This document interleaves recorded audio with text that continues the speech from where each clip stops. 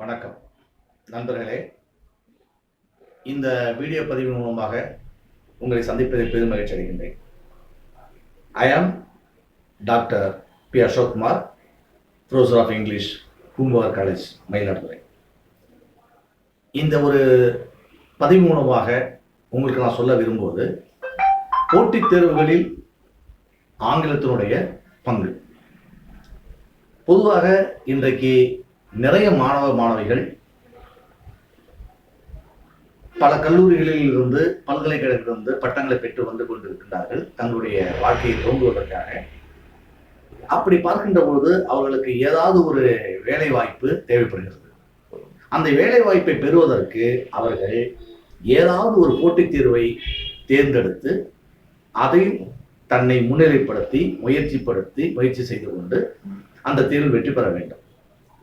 உதாரணமாக UPSC examination, union public service commission, Tamil Nadu public service commission, banking sector, railway, staff selection commission, இது போன்ற பல தேர்வுகள் இருக்கின்றன. சாதாரணமாக ஒரு கிளர்க் போஸ்டுக்கு தயார் பண்ணுவதிலிருந்து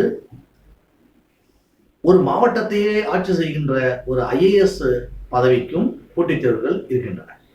ஆனால் எந்த ஒரு போட்டித் தேர்வாக இருந்தாலும் கண்டிப்பாக மாணவிகள் தங்களை தயார் செய்து கொள்ள வேண்டும் என்றால் 3 பாடங்களில் அவர்கள் தங்களை தயார்படுத்திக் கொள்ள வேண்டும். முதலாவதாக பொது அறிவு, ஜெனரல் ஸ்டடீஸ். இரண்டாவது கணக்கு, நியூமெரிக்கல் எபிலிட்டி. மூன்றாவது முக்கியமான ஒன்று கிராமர் நாலேஜ். இந்த கிராமர் நாலேஜ் இல்லாம எந்த ஒரு போட்டித் தேர்வையும் எழுத முடியாத சூழ்நிலை இன்னைக்கு இருக்கு.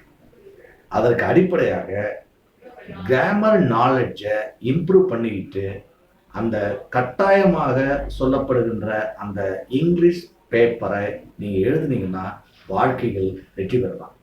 அதை வேற ஒன்றும் கிடையாது. அந்த கிராமர் பேப்பர்ல என்ன இருக்குன்னு கேட்டீங்கன்னா ஒரு காம்ப்ரிஹென்ஷன், ஒரு லெட்டர் ரைட்டிங், ஒரு நோட் மேக்கிங், அப்புறம் ஒரு 10 sentences, how to find the error, spotting error, finding error, இவ்வளவுதான். அதுக்கப்புறம் பார்த்தீங்கன்னா சினானிம்ஸ், ஆன்டனிம்ஸ், ப்ரிஃபிக்ஸ், சஃபிக்ஸ், இவ்வளவுதான் இருக்கும். ஸோ இந்த செய்தியை இந்த பதிவில் உங்கள்கிட்ட சொல்கிறேன்.